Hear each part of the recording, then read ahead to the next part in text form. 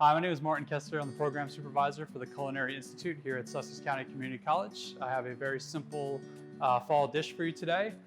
This one is based around fall vegetables. Today we're actually going to be featuring a fall vegetable. This is a Jerusalem artichoke, also known as a sunchoke. It is the root of a plant in the sunflower family. This is actually from my garden at home, and we're going to be pairing it with these sunflower sprouts that were grown by our horticultural students in the greenhouse at the college. That's kind of something that we're looking to model with the culinary program, partnering with the horticultural and agricultural programs at the college.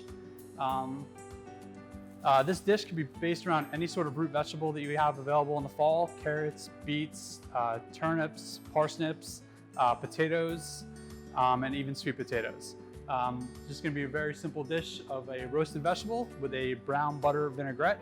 Brown butter is a nice flavor that pairs a lot with fall ingredients. It brings a little bit of toasted nuttiness to the dish. And then we're going to brighten it with the bright, crunchy, and also kind of nutty flavor of the sunflower sprouts themselves, and round it out with a little bit of acidity from lemon and freshness from parsley. So as a root vegetable, just like carrots and beets, they have a ton of natural sugars in them, and a great way and a simple way to draw all that out is to roast them very simply in the oven. These were just dressed with a little bit of olive oil and salt, and then I threw some herbs in there like thyme, sage, and some bay leaves, and a little bit of olive oil just to kind of lubricate everything to help just kind of with the caramelization process. You can see that they're just very lightly caramelized, but they're totally cooked through, but yet maintaining their shape. We're just going to let those kind of cool down to room temperature a little bit while we prepare a very simple brown butter sauce. This is a very classic go-to in French cuisine, and it's made with usually one or two simple ingredients. First of which obviously being butter. So we're going to add a little bit of butter to the pan.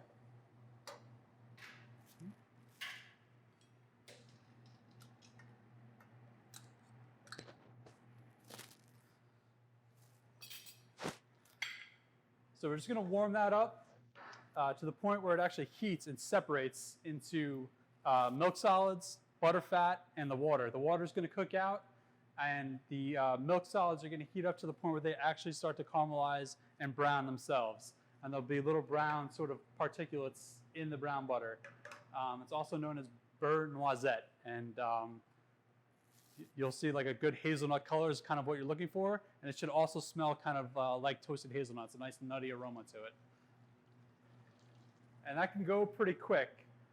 It'll look like nothing is happening, and then all of a sudden your butter is browning. So you definitely want to, this is a quick process. You want to have everything ready to go.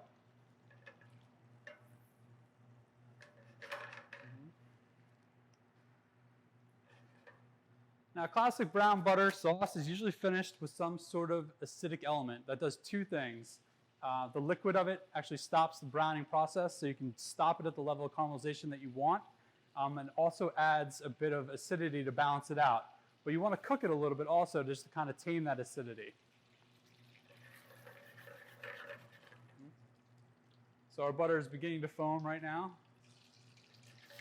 Now this is a great natural pairing for winter vegetables, mushrooms, but it also goes, it's classic with fish in French cuisine, but pretty much any protein could benefit from a dose of brown butter. And they use it a lot in pastry applications as well. So you'll notice when you're close, when the noise of the butter starts to slow down a little bit, that means the water has been cooked out of it. And it's going to start to brown around the edges.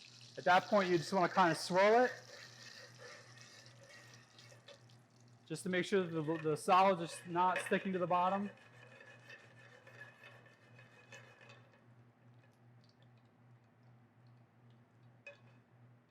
And there's varying degrees on how dark you can go, but you have to realize that it is going to continue to cook.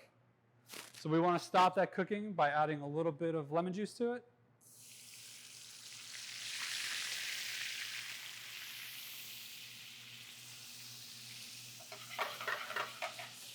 So that's going to stop the caramelization process, but also give you a chance to cook out some of the acidity, so it'll have a nice balanced flavor to the dish. There you go. So you can see just a little bit of butter solids that have been caramelized around the bottom, and that is all permeating through that butter fat, so it's going to be a nice, rich kind of flavor to it. And then to round out that kind of acidity, we used lemon. So I like to add a little bit of lemon zest. Off the heat, you don't want to cook it very much, but just that residual heat in the pan is going to help kind of bloom all those flavors and aroma. And we're going to add a little bit of parsley to that too. When you're cooking with fresh herbs, you always just want to add it right before you're about to finish the cooking process, because you just want to just draw out those flavors, make them bloom nice, but not take them too far to the point where they start to diminish. That's a very simple brown butter sauce. And then to plate this, these sunflower sprouts are great on their own. Just nice, raw, crunchy texture to them. We're just going to kind of toss them in this brown butter vinaigrette, just like a salad almost.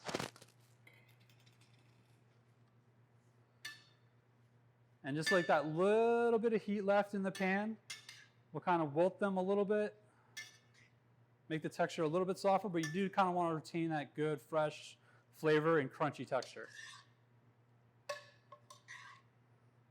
Okay, and then we're ready to plate.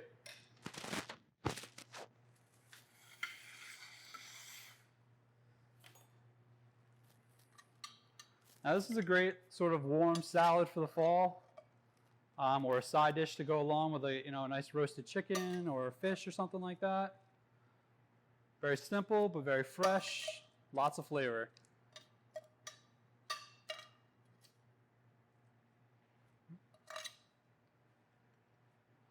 Just going to kind of scatter those around the plate.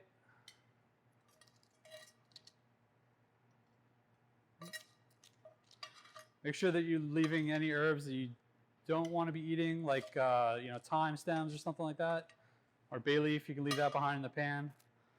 It's done its job. We got all the flavor that we wanted from it. Just gonna make sure to remove that one.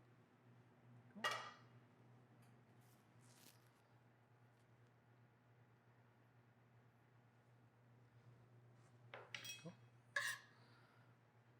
Cool. I'll just spoon some of these greens over the top.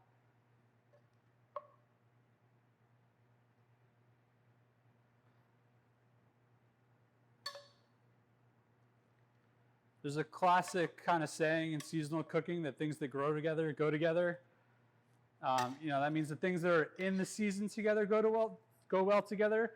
But even things that are in the same kind of plant family, like these, we used something that was the root of something in the sunflower family, paired with the actual sunflower sprout. So those flavors are going to pair very nicely together.